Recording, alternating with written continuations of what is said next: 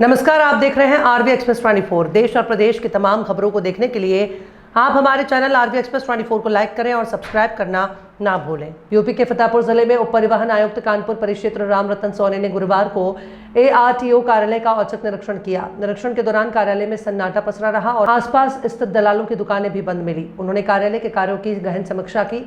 निरीक्षण के बाद पत्रकारों से बातचीत में उन्होंने बताया कि स्कूली वाहनों से हो रही दुर्घटनाओं को देखते हुए शासन ने विशेष अभियान चलाया है। इस अभियान के तहत प्राथमिकता के आधार पर स्कूली वाहनों की जांच कर उनका पूरा डेटा एकत्रित किया गया है। उन्होंने कहा कि प्रयागराज मंडल में स्कूली वाहनों की स्थिति सबसे ज्यादा चिंताजनक है। फतेहपुर जिले में कुल 727 स्कूली वाहन पंजीकृत हैं, जिनमें से 110 वाहनों का परमिट समाप्त हो चुका है। पिछले 3 दिनों में केवल 7 वाहन स्वामियों ने ही परमिट का नवीनीकरण कराया है। डिप्टी ट्रांसपोर्ट कमिश्नर ने बताया कि जिन स्कूली वाहनों के कागजात अधूरे हैं उनके खिलाफ कार्रवाई की जा रही है। 110 वाहनों को नोटिस जारी कर दिया गया है। इसके बाद भी परमिट न लेने पर चालान किया जाएगा। उन्होंने ये भी बताया कि कई वाहन निजी तौर पर स्कूलों में संचालित हो रहे हैं, जिनका कोई डेटा विभाग के पास उपलब्ध नहीं है। एक पर्यवेक्षणीय अधिकारी होने के नाते एक ये रूटीन पर्यवेक्षण है जो मैं महीने में जिले वाइज अपना रोटेशन के आधार पर निरीक्षण करता हूँ। तो आज मैंने 2 जनपदों का यहाँ समीक्षा की है, एक जो है फतेहपुर और दूसरा कौशाम्बी। 2 जनपदों की संयुक्त बैठक ली है और एक समीक्षा की है।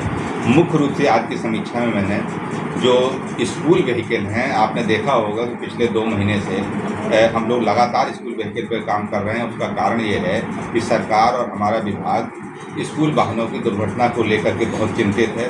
सरकार चाहती है कि किसी भी परिस्थिति में एक भी वाहन दुर्घटना स्कूलों की नहीं होनी चाहिए। एक बच्चे की कैजुअल्टी हृदय विदारक होती है और ये हमारे जो है लिए बड़ा अफसोसजनक होता है कि हम उसको नहीं रोक पाए।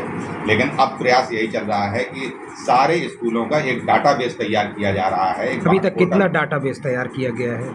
ये हमारे जो है जो मंडल है प्रयागराज, उसमें हमने जैसे प्रतापगढ़ में 877 व्हीकल का डाटाबेस तैयार किया है स्कूल वाहनों का।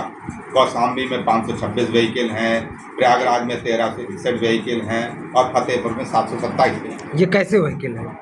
ये स्कूल व्हीकल हैं जो या तो स्कूल के नाम वो दर्ज हैं या स्कूल ने अपने में उनको कॉन्टैक्ट पे लगाया हुआ है। ये इस तरीके के डाटा है और इस पूरे डाटा को तैयार करने में हमने 2 महीने का कई प्रकार से उसकी सूचनाएं कलेक्ट की हैं। जो एक चौंकाने वाला डाटा सामने आया है कि बहुत सारी गाड़ियों के परमिट समाप्त हैं, जबकि स्कूल व्हीकल के पूरे परमिट वैलिड होने चाहिए। उन परमिट को लेकर के अब हम लोग काम कर रहे हैं और जिले वाइज हमने वो डाटा पोर्टल से निकाल, क्योंकि हमारे पास डाटा बेस तैयार हो चुका है तो पोर्टल ही ये डाटा हमको निकाल करके हम निकाल पा रहे हैं पोर्टल से। अभी तक स्कूल वाहनों को ऐसे वाहन स्वामियों को या स्कूल वालों को किस तरीके की कार्रवाई या नोटिस जारी की गई?